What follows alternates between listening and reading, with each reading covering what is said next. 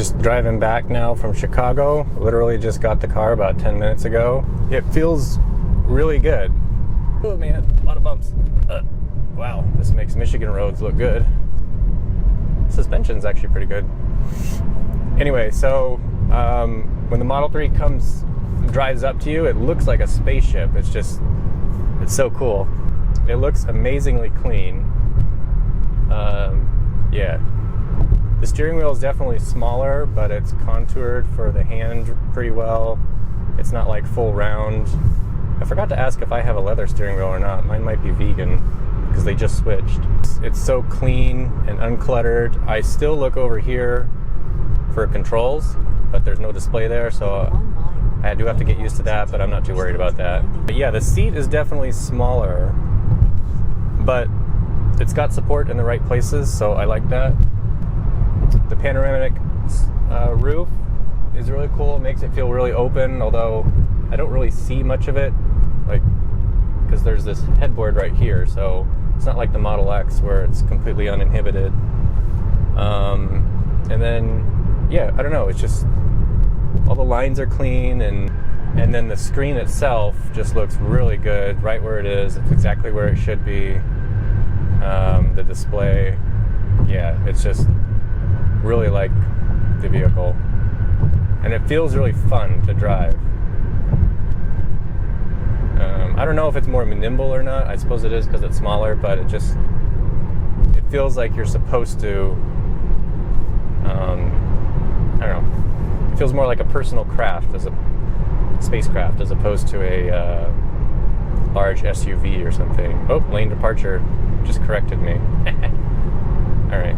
So the size is definitely something you do notice. I mean, just walking up to it, it's a slightly smaller vehicle, and it's kind of, in terms of style, it's like slightly cute, slightly space age, and slightly executive is kind of how I would describe it.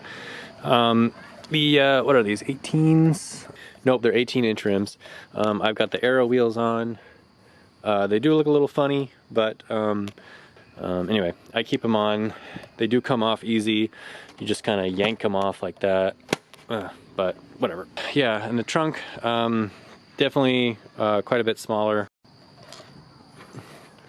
but you know, good enough for groceries and or a small carry-on. It's also got little bag clips, which are very handy to keep your groceries from going all over the place. The doors are much more solid than you might think. It's also very easy to enter with one hand. You can even do it with one finger. The door actually pops open a little bit, so really all you'd have to do is pop it, and then you can do that. So pretty easy access.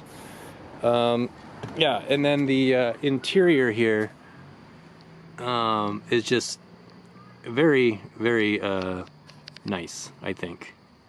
I really like the way this minimalist appearance is. So when I first sat in this, I was like, wow, this is the future. By the way, now I'm in the garage. Like the just the whole interior here is like decluttered. I love this wood accent, or this, well, fake wood, but this wood trim piece here, and it just looks so space agey, and it's really awesome. I didn't really know how I was going to feel about it because it's pretty different, but when I sat in it, my impression was just like, wow, this is very future. Like, this will age well. This is exactly what is you know, what we need to interface with a car. You've got open visualization for driving, no clutter, no distractions. You've got all the interface that you need here in a medium that we're completely used to, which is a highly responsive and large tablet, so everything is nicely controlled in here.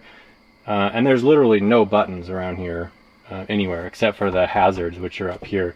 Even the glove compartment now is a setting in here. Actually, it's right there.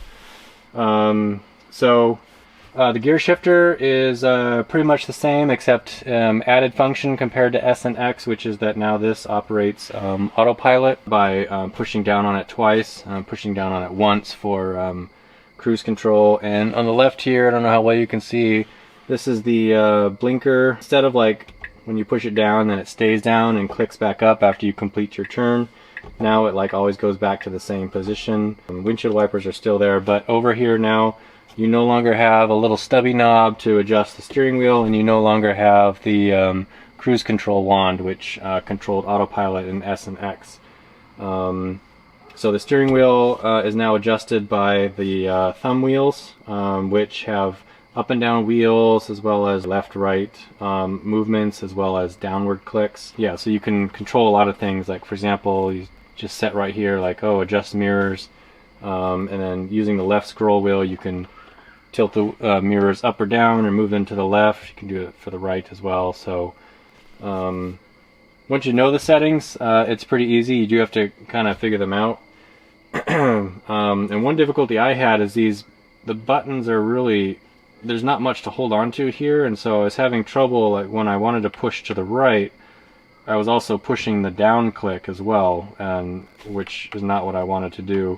And maybe it just needed to be pressed a few times, so you kind of break it in. I don't know. It's less of a problem now. Maybe my neural net has adjusted.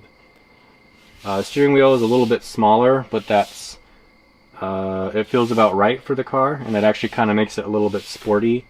It is a very fun, sporty car to drive around, so that's really cool.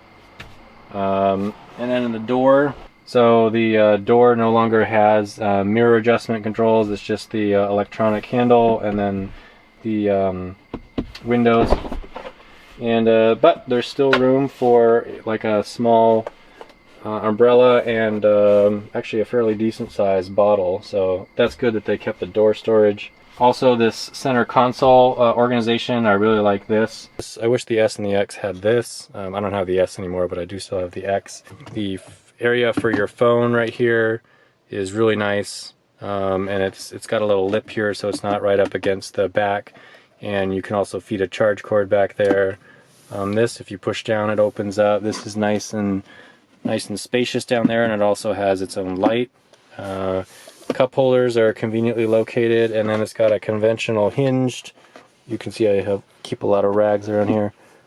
And then it's also lighted on this side with deeper space, and it's got this separate area for storage. So this is just kind of laid out much more conveniently than the other ones. The seats are very low.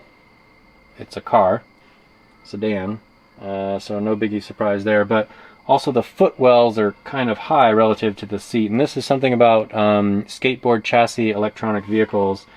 Because you've got a battery about that thick underneath you, you lose some foot space. So like a car that has a drive shaft going down here, you'll lose some console space, but your feet can go down all the way to the floorboards. Here I've got like 4 or 5 inches of battery underneath my feet, and so they're like you end up sitting much more longitudinally as opposed to having room for your legs to go down. As a result, my seat has to be fairly far back to be comfortable, but that's okay. This is my commuter car. It's the same issue in the Model X, but with the Model X you ride higher, so that kind of compensates for the loss of legroom. And also there's like this, well, I'll just show you here. So there's kind of a weird depression right here. So instead of being completely flat, it actually goes down right where your foot is, which is kind of good, because if it didn't, your foot would be pretty high. But it's also kind of a funny or awkward area for that.